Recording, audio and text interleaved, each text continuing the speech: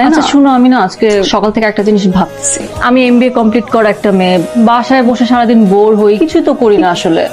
কালকে থেকে আমি অফিসে যাব। তুমি অফিসে যাবে? আলহামদুলিল্লাহ, তাহলে তো আমি বাবাকে বলে দিচ্ছি আই এম অফ, তুমি কাল থেকে অফিস করছো, right? Done done. No no no no, wait, বসো। আমি কালকে থেকে তোমার সাথে অফিসে যাব, হেল্প করতে, জিনিসপত্র বুঝতে।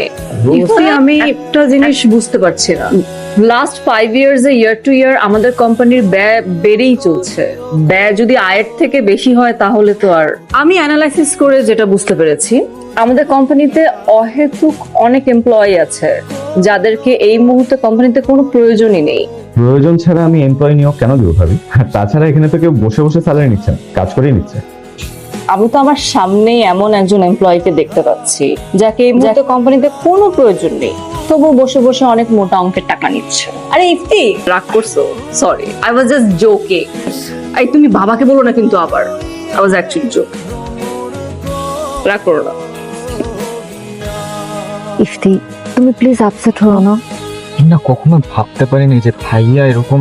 আচ্ছা বাদ দাও না, আমি বলি কি, আমি না আসলে অনেকদিন ধরে তোমার সাথে একটা কথা শেয়ার করতে চাচ্ছিলাম, but I think this is the high time to share this with you. তুমি যেরকম কোয়ালিফাইড একটা ছেলে, যে কোনো কোম্পানিতে তুমি জবের জন্য অ্যাপ্লাই করলেই তোমার সেখানে জব হয়ে যাবে।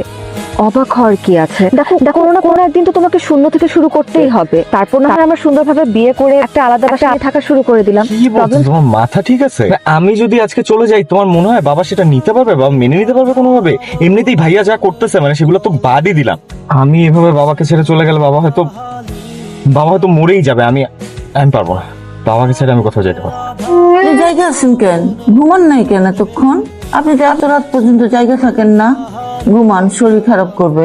আর শরীর, আমার চোখের সামনে আমার এতদিন সাজানো সংসারটা তছনছ হয়ে যাচ্ছে।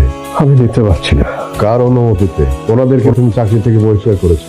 বাবা, এরা গত কয়েক মাসে ওনাদের পারফরমেন্সটা অ্যানালাইসিস করে দেখলো যে কোম্পানির প্রফিট আর্নিংসে ওনাদের ইম্প্যাক্টফুল কোনো পারফরমেন্স নাই। আমার মনে হয় যে ওনাদেরকে যে স্যালারি রেঞ্জে আমরা রেখেছি, সেই স্যালারি রেঞ্জে ওনাদেরকে আসলে রাখার কোনো মানে হয় না।